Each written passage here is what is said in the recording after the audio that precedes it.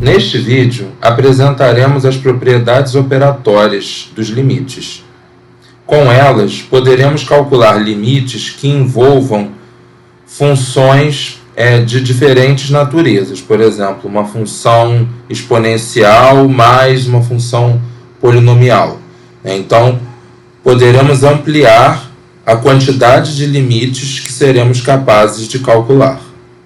As propriedades operatórias dos limites vão nos ajudar a calcular o valor de limite de funções que envolvem várias operações, como soma, subtração, multiplicação, divisão e também de composição de funções. Vamos supor que tenhamos duas funções, f e g, que quando você calcula o limite de ambas em um mesmo ponto A, o valor do limite da f dá L e o da G dá um número M. Então, L e M, dois números reais. O que pode se provar é que, nessas condições, o limite de f de x mais g de x, quando x tende a A, ou seja, o limite da soma das duas funções, vai ser exatamente igual à soma dos limites de f e de g. Então, o resultado aqui vai dar L mais M. Da mesma forma, o limite de f de x menos g de x, quando x tende a A, vai ser a diferença dos limites, L menos M. O limite do produto de f vezes g também vai ser igual ao produto dos limites, quando x tende a A.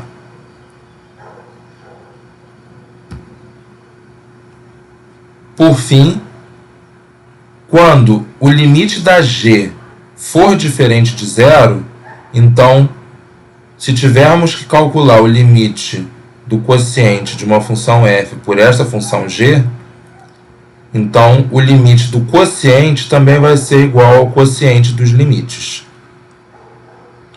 Então, essa hipótese aqui ela é fundamental para que essa propriedade faça algum sentido, né? Porque não podemos dividir por zero.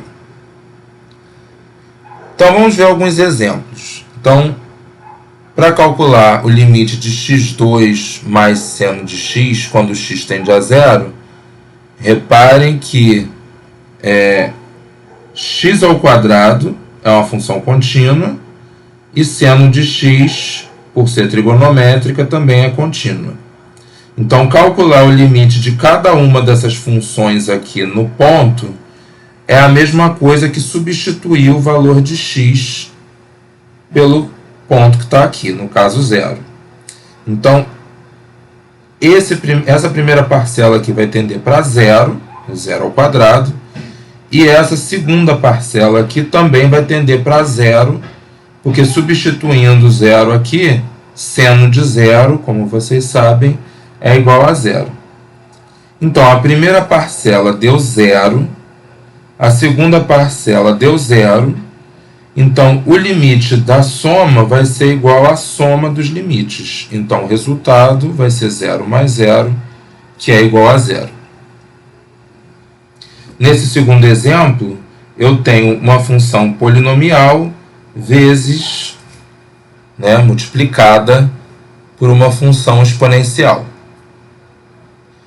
Ambas são contínuas. Então, para calcular o limite de cada uma separadamente, basta substituir o valor de x, que está tendendo a 1 aqui, por 1. Então, essa primeira função aqui vai tender a 2, porque 2 vezes 1 dá 2.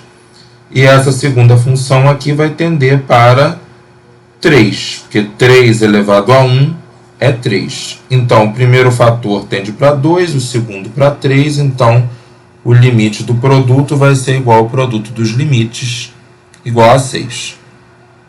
No terceiro exemplo, o quociente, então, tanto o numerador quanto o denominador são funções polinomiais, então contínuas. Portanto, para calcular o limite de cada uma delas, basta o que? Substituir o valor. Né? Então, quando x tende a menos 1, substituindo menos 1 aqui, vai dar menos 1 mais 2, que é 1. E aqui, no denominador, substituindo, né? Menos 1 vezes menos 3, 3 mais 1, 4. Repara que o denominador tendeu para um número que é diferente de zero, que é uma das condições para que a gente utilize a propriedade do limite do quociente. Então, podemos utilizar. Então, esse limite aqui vai ser exatamente 1 sobre 4.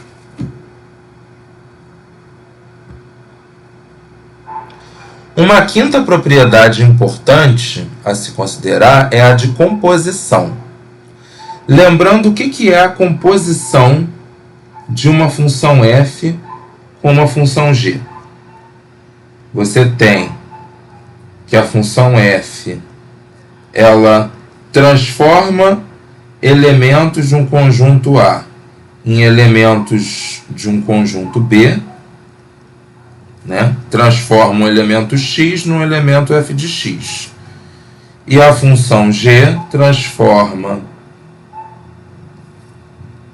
os elementos de um conjunto B em elementos de um conjunto C. Então, ela vai pegar esse elemento aqui e vai transformar em outro elemento que a gente chama de G de f de x. A função composta é exatamente a função que faz esse caminho direto, né? Então, a gente chama essa função de G composta com f. E aí a gente escreve assim, G, uma bolinha, F. Muitas vezes a gente fala G bola F também, né? Para representar essa nova função. Bom, o que acontece nessa propriedade? Se a função G e F, e a função F, você conseguir fazer a composta delas, né? G bola F, e se a G for contínua no B e o limite do f de x, quando x tende a A, for igual a B, então o limite da composta pode ser calculado como? Bom, a composta de G com f de x, por definição, é dado por essa expressão aqui, como a gente viu, né? E aí, para você calcular esse limite, o que você vai fazer? Ora, o x vai tender para A, o f de x vai tender para B, né, que é o que a gente tem aqui, né, visto que o limite é igual a B da f.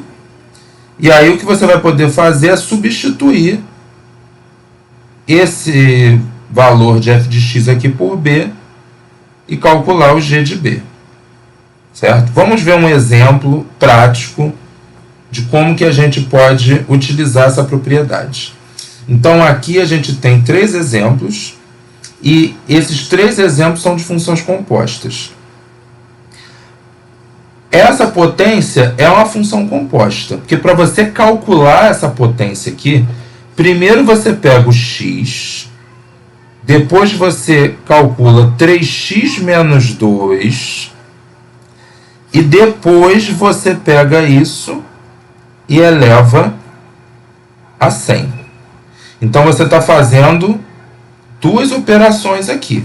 A primeira, que é a função f, que pega um número real, multiplica por 3 e subtrai 2. E depois a gente está utilizando outra função, g, que pega esse número e eleva a 100. E aí, no final, a gente tem, né, quando a gente faz esse caminho direto, a gente tem 3x menos 2 elevado a 100. Bom, essa função aqui, olha, da base, eu sei calcular o limite dela quando x tende a 1. Quando x tende a 1, né, como ela é polinomial, então ela é contínua. Então, para calcular o limite, é só substituir o x por 1. Então, 3 vezes 1, 3. menos 2, 1. E aí, como isso aqui vai tender a 1, né, que é o valor do limite da f, né, então basta pegar a g e calcular no 1. Né? Então, eu vou pegar 1 e vou elevar a 100. Então, vai ficar 1 elevado a 100, que é igual a 1. Então, na prática aqui, né, o que aconteceu foi uma substituição, né, do x pelo valor que o x está tendendo aqui, que no caso é o 1. Nesse segundo exemplo, faremos da mesma forma. Essa função é uma composta de duas outras funções. Para calcular seno de 2x, primeiro você pega o x, depois você dobra, e depois pega o resultado e calcula o seno. Então, a função f é a função que pega um número e dobra esse número, e a função g é a função que pega um número e calcula o seno desse número. Bom, então eu vou calcular o limite da f, né? Então, fazendo o x tender a zero, a gente sabe que isso daqui tende a zero. E aí, depois, eu pego o seno, que é a função g, desse valor que a gente encontrou aqui. Então, seno de zero, que é igual a zero. Então, o limite está calculado. Essa terceira função aqui também, né? Você tem uma composta. Você começa com x, depois você multiplica por 2 e soma 5, e depois você pega este número e faz 3 elevado a ele. Então, a primeira função, f, é a que dobra o número e soma 5, e a segunda função, g, é a que pega um número e faz 3 elevado a esse número. Ora, essa primeira função, que é o expoente, ela é contínua, né? Então, eu consigo calcular o limite dela facilmente. Isso daqui tende para quanto? Quando x tende a menos 1, isso vai tender a menos 2, mais 5, 3.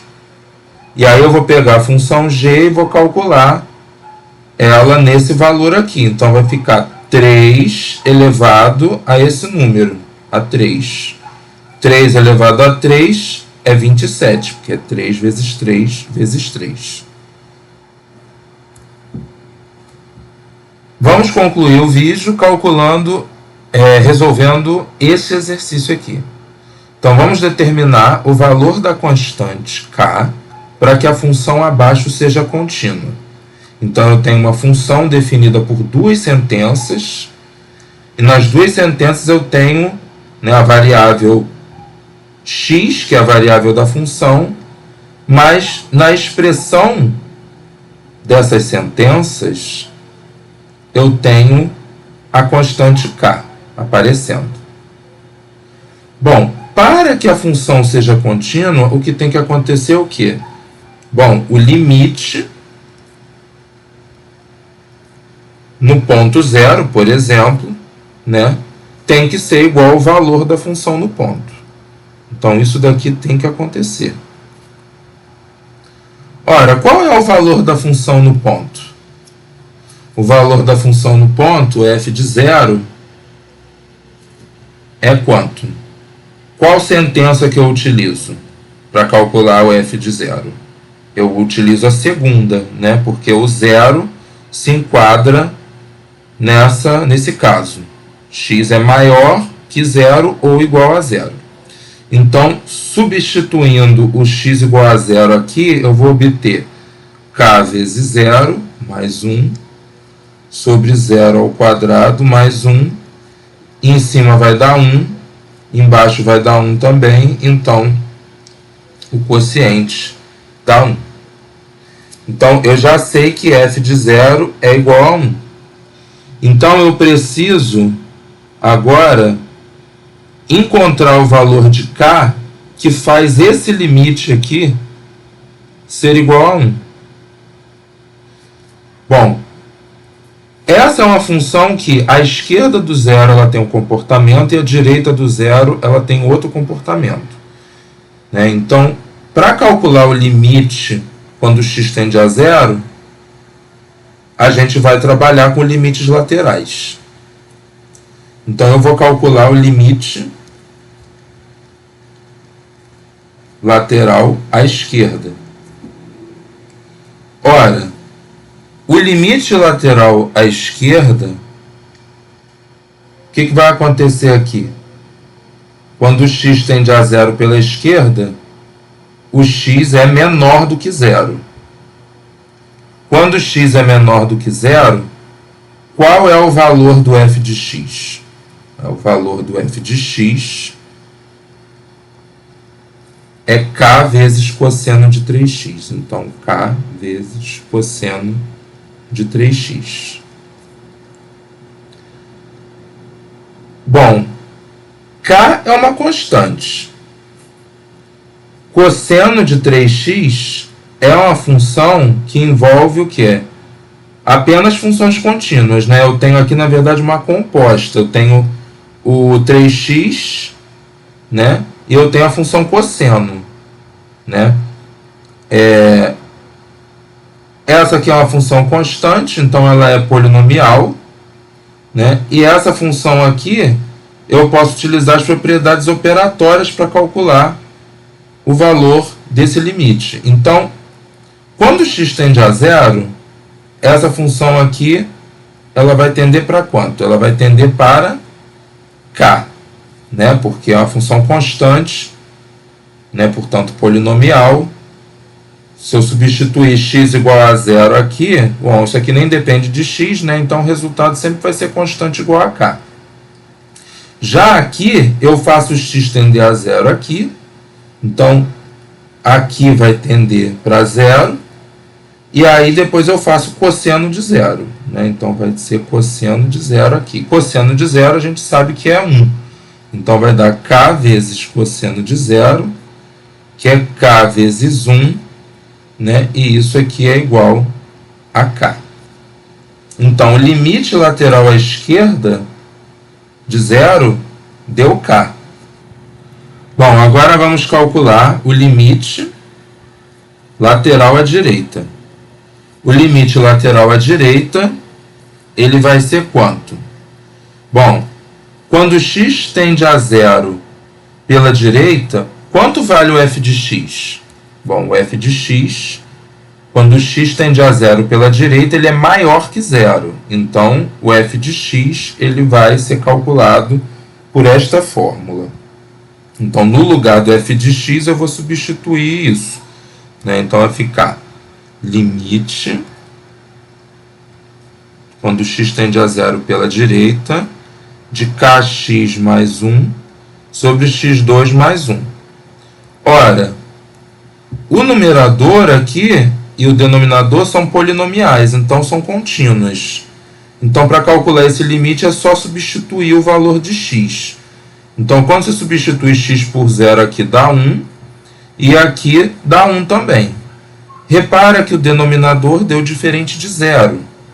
Então, você pode utilizar aquela propriedade que diz que o limite do quociente é o quociente dos limites. Então, isso daqui vai ser 1 sobre 1, que vai ser igual a 1.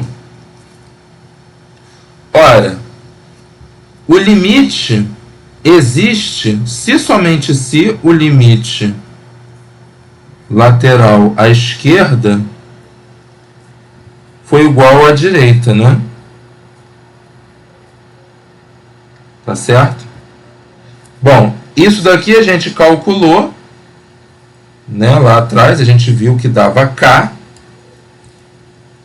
E esse aqui a gente acabou de calcular e ver que dá 1. Então, o k aqui, né, para existir o limite, ele tem que ser igual a 1. E repara que o limite vai existir, vai ser igual a 1, e ele vai ser igual também ao valor da função no zero, né, que a gente já viu que é 1 também. Então, de fato, a função vai ser contínua aqui no zero, quando a gente escolher o valor 1 para a constante k.